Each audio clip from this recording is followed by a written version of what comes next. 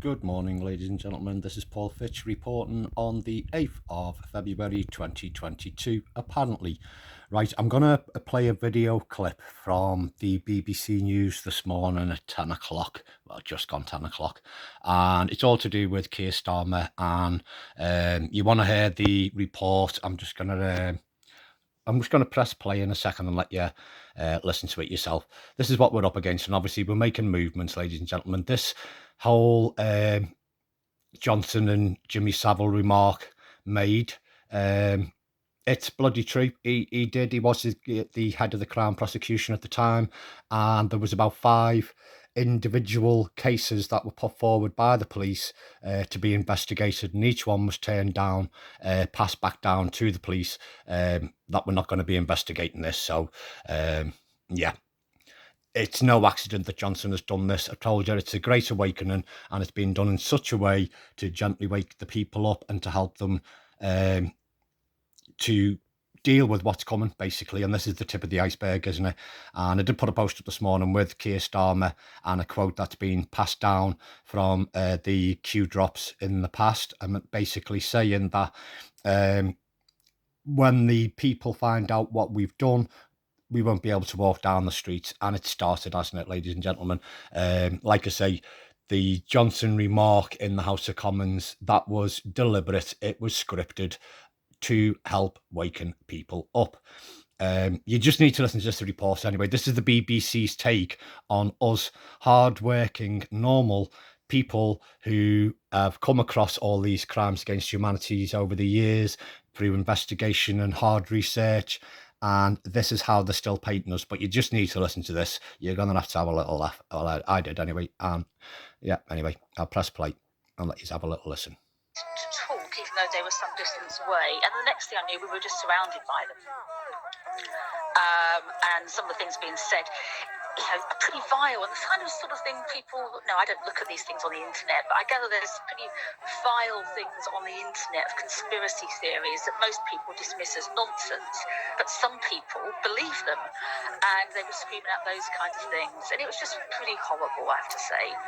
To be honest, at the time, you just get on with it. It's only when I've looked back at the footage, and I saw it on TV last night, that I understood why I had so many texts and messages from people asking if I was okay, which just shows the kindness outweighs this kind of unpleasantness every single time. But it wasn't very nice. It was unpleasant. Baroness Smith. Well, I'm joined now by our specialist disinformation reporter, Mariana Spring.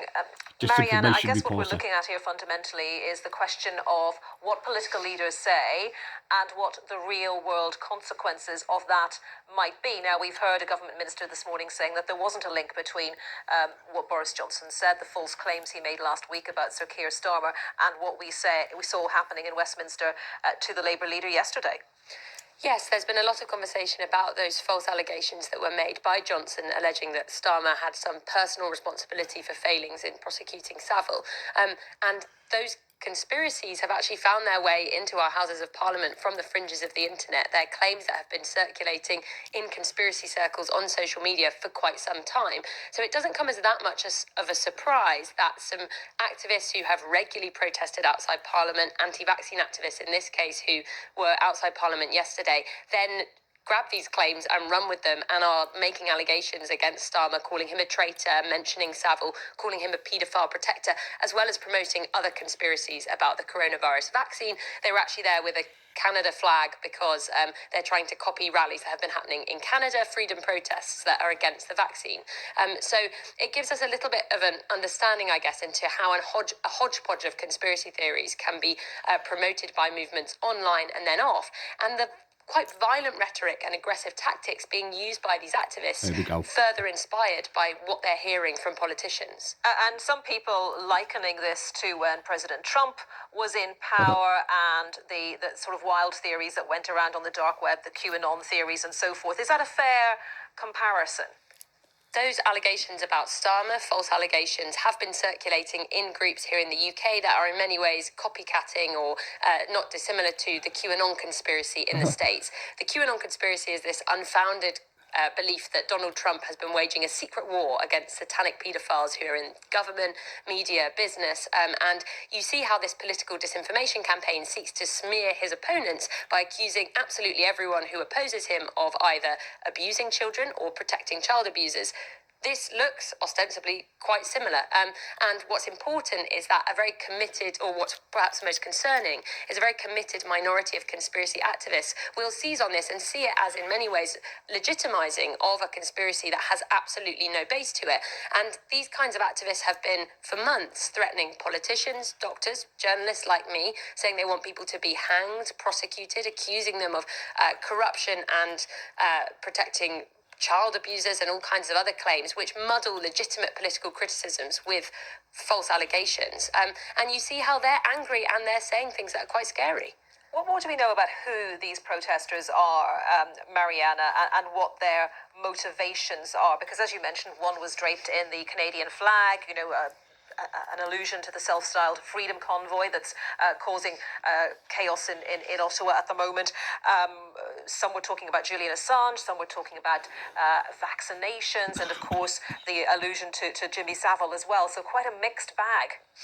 A very mixed bag, and a lot of those people who are present at this rally are people who've regularly attended anti-vaccine and anti-lockdown rallies in London, in the UK, and promoted false claims about the vaccine. But like you say, there's a real mix of online conspiracies that are being promoted at these rallies, not just about vaccines, not just about rallies happening in Canada that oppose vaccine passports, but also, for instance, mention of the Magna Carta. That was mentioned because of this so-called sovereign citizen movement, and you may or may not have heard of it. It's basically anti-vaccine activists that have decided to serve fake papers to teachers, doctors, politicians who they are accusing of committing genocide by vaccine and who they believe should be prosecuted in some way. These papers have no legal basis. I've received them myself.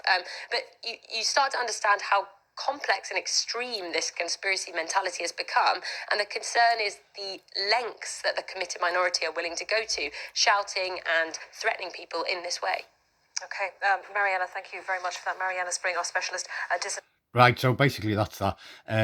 Yeah, the language, you've got to listen to the language, haven't you? But it's a twofold thing. One, the BBC and mainstream media are showing themselves up, and it's all deliberate. Everything we're watching, I keep on saying this time and time again, it's a movie playing out. None of this is accidental, including this report you've just seen now, because there's going to be people that will be inquisitive and want to know a little bit more and do a little bit of research. The same as people are going to be researching what Boris Johnson said about Keir Starmer last week in the Houses of Commons. So I keep on saying, ladies and gentlemen, we're watching a movie playing out. So yeah, there you go. We're all a bunch of crazy people, and we shout, don't we? That's what we do, according to the disinformation specialist there. Lol. Anyway, have a lovely day, ladies and gentlemen. Love, light and peace to each and every one of you. Sorry about the shaky fussism, trying to film this off my phone on from my iPad. But yeah, anyway, just thought you needed to see that. Please share it around and let's all have a laugh. Love, light and peace to each and every one of you. Take care, ladies and gentlemen. Signing out.